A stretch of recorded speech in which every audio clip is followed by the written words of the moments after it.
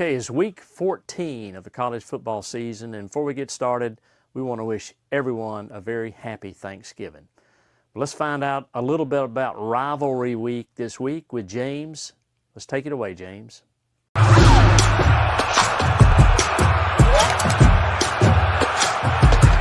Visit your local Toyota dealers today. Toyota, let's go places. What's going on, world? It's your boy at Big Game James _36, and I'm here with Greg McGarity, and this is the TaxSlayer Gator Bowl Drive to Selection show presented by Toyota, where each and every week we go over the landscape of college football and how it affects the TaxSlayer Gator Bowl played here on December 27th at 7:30 p.m. on ABC, and here is Jacksonville, Florida. Great game, great lineup. The cool thing about this year is it's shaping up to where we're going to have the potential to have some of the biggest names be able to come here. And as we have talked about in previous weeks, the TaxSlayer Gator Bowl seems to be the catalyst to be able to launch the last year's winner into the conversations for the college football playoff, or even better than that, increase their draft stocks in the NFL. How you doing, Greg? Thanksgiving this week. You prepared? Thanksgiving and week 14 is the final regular season week, so time surely does fly. So, quick question, just because a lot of people are going to be celebrating the holidays. What is it like for an athletic director doing Thanksgiving, especially when it seems like this is when you play all your rivals? Well, it's like a regular work week. Obviously, you're spending time with your family on Thursday, but if you have a game on the next day, Friday, your week's kind of cut short. So you're busy, you're anticipating the last week of the season, and more than likely, you're playing for big opportunities in week 14, and that's the case this weekend. And before we get into what this weekend is, let's talk a little bit about last weekend. Not very much really kind of changed to affect the TaxSlayer Gator Bowl or even the college football playoff as much as, but we do have some teams that were still vying to be able to get that 6th win so that they're bowl eligible. What were some of the games that kind of maybe peeped the radar or something that people would be interested in hearing about? Well, I think Pitt winning at Georgia Tech was probably the biggest game on the ACC side that weekend, and then Oklahoma being able to win against Missouri at home certainly solidified Oklahoma's spot, but really no upsets to take into place, and we are taping this before the announcement that comes out this week. So, but I think the one thing is you won't see a lot of change this week, but I can tell you after week 14, next week when we're meeting, there's going to be a good bit of change because there's just too many rivalry games and games that mean so much this weekend. Going into this weekend, again, the games, some of the big games here in the ACC kind of start on Friday with the good rivalry. In the SEC and ACC start on Friday. One of those classic matchups called the Egg Bowl. Have no idea why it's called that, but that's what they call it, and it does have implications. So we'll start on the SEC side. What happens if Ole Miss does what we think that they could do, even with all the drama surrounding Lane Kiffin? Well, if they lose a game, they'd be 10-2, and that'd make Mississippi State eligible because they get 6 games, which is good for the conference. But you really don't want to lose this week, especially going into your rivalry game, because you just don't know what's going to happen in that committee room. And I'm not sure about the coaching status, if that has a chance to change things like it has when a quarterback wasn't able to play, like we saw in FSU years ago.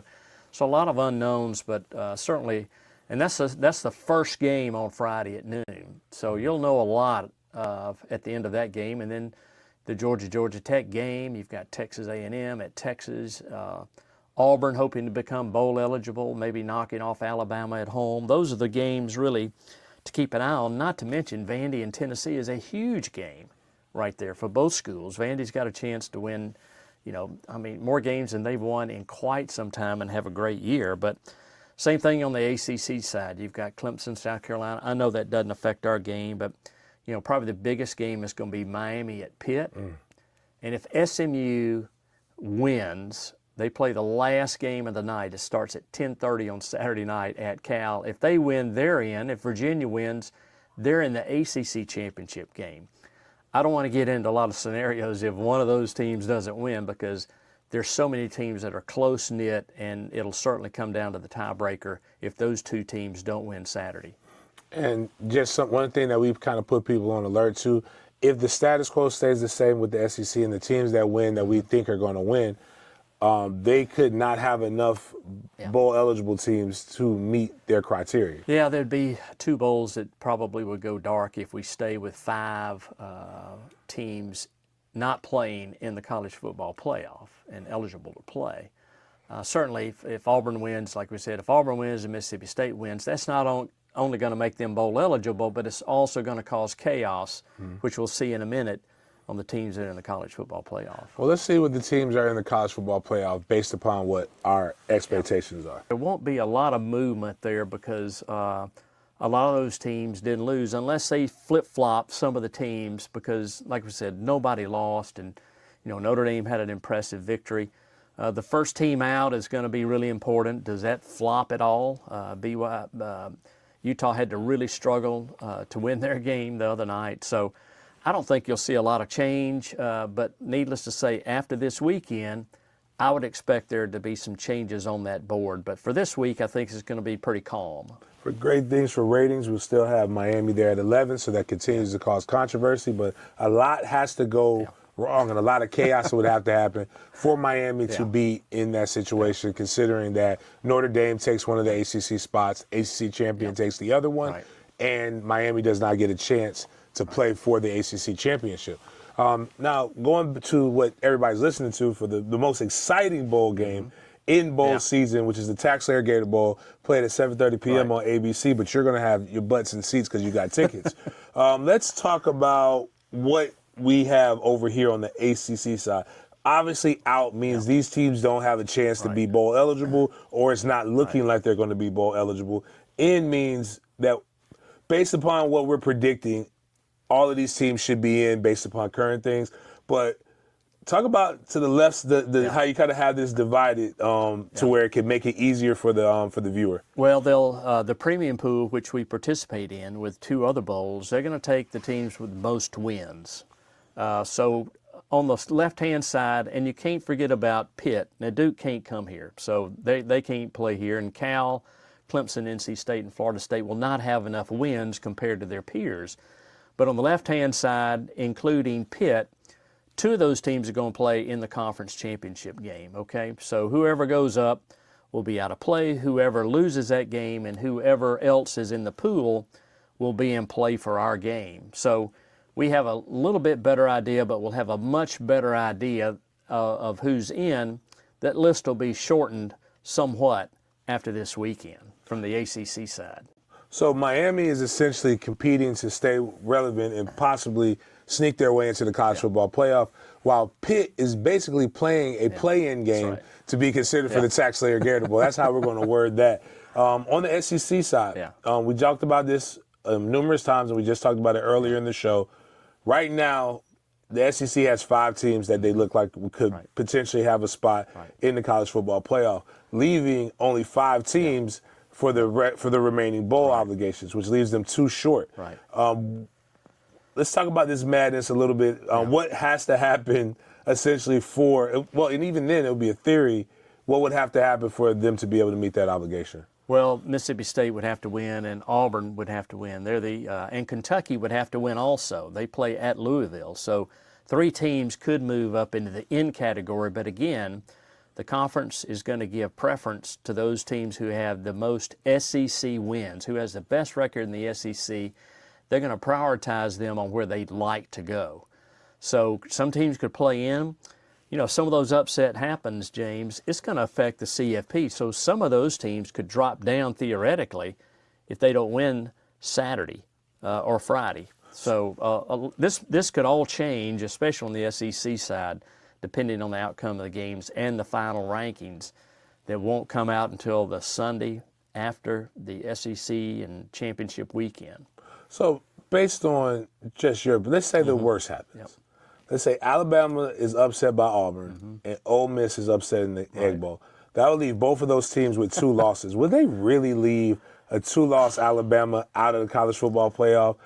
We've seen it was a 3-loss Ole Miss team, but with so much parity and so much other things, would they just say, hey, things happen on Thanksgiving weekend? I wouldn't be surprised with anything. I mean, we've seen surprises every year. And as we know right now, they don't really evaluate Notre Dame and Miami on the same level because they're not in the same pod, so to speak. So there are different ways they analyze the facts. If you're losing those games, you're at risk because some of these other teams, Texas Tech could lose in the Big 12 championship game to BYU. I think that's who they're supposed to play or expected to play. If they lose, do they keep Texas Tech up?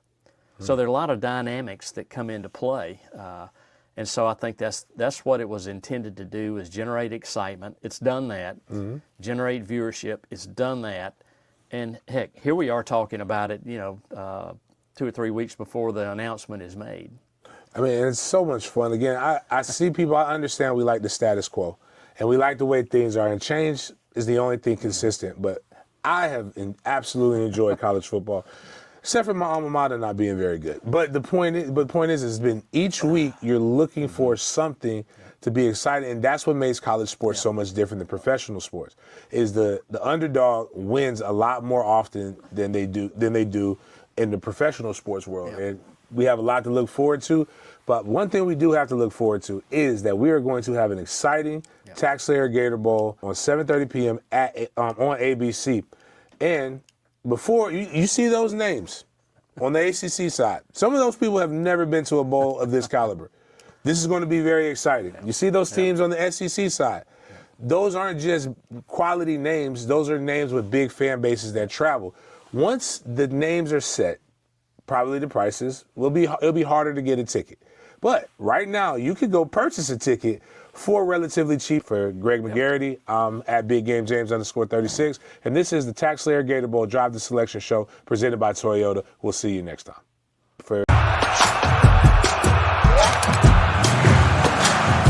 Visit your local Toyota dealers today. Toyota, let's go places. Hi everyone, welcome to this week's Off the Field segment. I'm Courtney Cummings, and I'm this year's Events and Hospitality intern. This week we're going to go around, and it's going to look a little different, but we're going to ask everyone from the TaxSlayer Gator Bowl office who they think is going to win in each of their key rivalry weekend matchups. I'm not traveling to see my family until tomorrow for the holidays, but I'm really excited to see what everyone from our team has to say. We're going to start off with Greg and his family first. Hello, everyone, and happy Thanksgiving. I'm Greg McGarity, and my wife, Cheryl. We want to wish everyone a happy Thanksgiving. Oh, and Riley, too. He wants to wish everybody a happy Thanksgiving. So our game is Michigan and Ohio State, okay? So I'm gonna let Cheryl make the pick, and then I'll close things out. So, Cheryl, how about the game? Okay, we're going with blue for an upset. Go Michigan, and happy Thanksgiving. Okay, we're going to toss things to Kelsey. Hi everyone, my name is Kelsey Manning, and I am the Marketing and Community Relations intern for the TaxSlayer Gator Bowl this year, and I am here with my parents, Sonia and Brad, and Peyton Manning to pick what is the biggest game of rivalry weekend this weekend, FSU at Florida. As a soon-to-be double Gator alum, I have no choice but to pick my Gators to win. What about you guys? Go Gators! Go Gators! Now we're going to pass it over to Robert. Have a very happy Thanksgiving. Hi, I'm Robert Levrot, Chief Financial Officer for the TaxSlayer Gator Bowl. I'm here with Julie, my wife, and we are picking the Virginia Tech game. It's kind of an easy one for us. Back in 1994, yeah, I know that was a long time ago, I helped host the Hokies and actually grew very fond of Coach Beamer, and we stayed in touch over the years. And even though he's not the coach anymore, there's a real soft spot in our family's hearts for the Hokies, and we always root them on. So it's an easy one. We're going to choose the Hokies. Go Hokies, and happy Thanksgiving. And now we're going to toss it to Erin and her family for their picks. My name is Erin Fields, and I serve as the membership manager for the TaxSlayer Gator Bowl. Today I'm here with my mom, Dina, and my brother, Dan, and we're going to be picking the Tennessee-Vanderbilt game.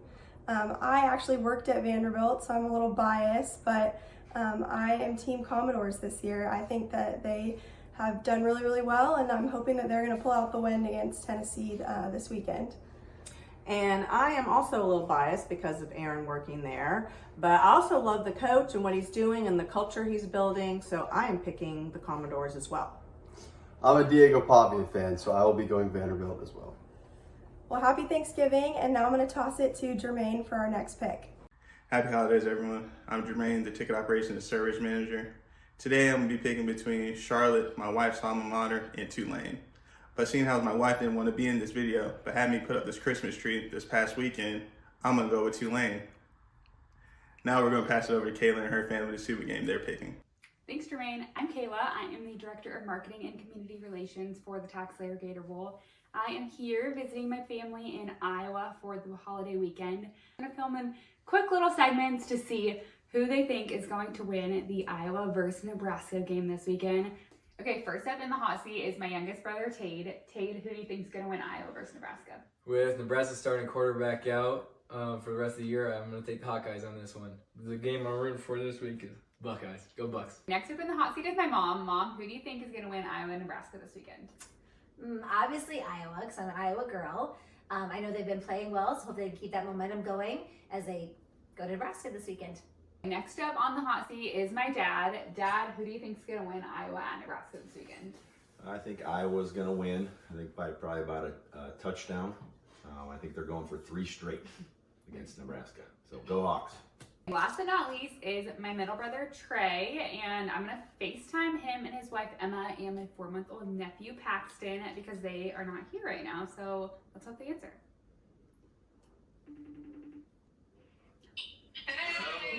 Hello. Who do you guys think is going to win the Iowa-Nebraska game? Well, both teams can't score the ball, but we think Iowa's going to win. Go Hawks! And now on to Sarah's family. Thanks, Kayla.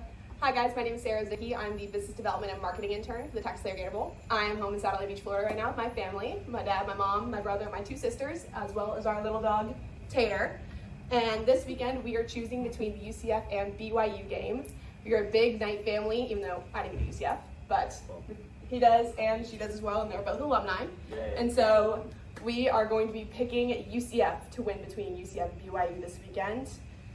There's one more win. One more win and they're bowl eligible. Bowl eligible. Exactly. Go Knights. Go Knights. Charge Charge on. on. Back to you, Alex. I'm Alex McGarity, Director of Events and Operations for the TaxSlayer Gator Bowl. We have a new addition to the family this year, Rhett. We're picking the Georgia Tech game, and Rhett's already a Georgia Bulldog, so he's going to take Georgia. Go Dogs! Go Dogs! I'm going to send it to Peter and his family for the next pick. Hi, my name is Peter. I'm the Ticketing and Membership Services Intern with the TaxSlayer Gator Bowl. I'm here with my mom. Hi, this is Molly. Yeah.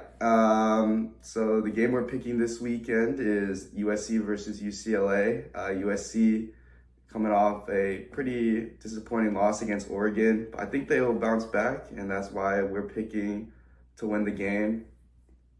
USC. Right. So yeah, we're picking USC to win the game and bounce back. And yeah, hope that everyone has a good Thanksgiving, and we're passing it all over to Katie's family. Thank you, Peter. Happy Thanksgiving from the Cox family. We're coming to you live from Kiowa, Kansas. I'm here with my sister-in-law, Chelsea, brother Kevin, dad Big Jim, and mom Kathy, and we are happy and grateful to be together for Thanksgiving this year. As you guys know, we're here to focus on Rivalry Week, but most of you who know us well know that we are diehard Broncos fans, so we have already celebrated one of 2 rivalry weeks against the Kansas City Chiefs. We came out victorious week 1 and hope to do that again coming really soon. But we're here for a specific reason today, and that is to focus on college football rivalry weekend. We have been tasked with selecting the Texas A&M versus Texas game. It's at home in Austin at DKR. We allowed a college football fan to marry into our family, and so I'm going to let Chelsea make our pick for the Texas game. Hook 'em horns. We'll see what happens in Austin this weekend. We hope that all of you have a happy Thanksgiving. From all of our families to yours, enjoy your weekend, and we'll see you next week for team selection. Happy Thanksgiving.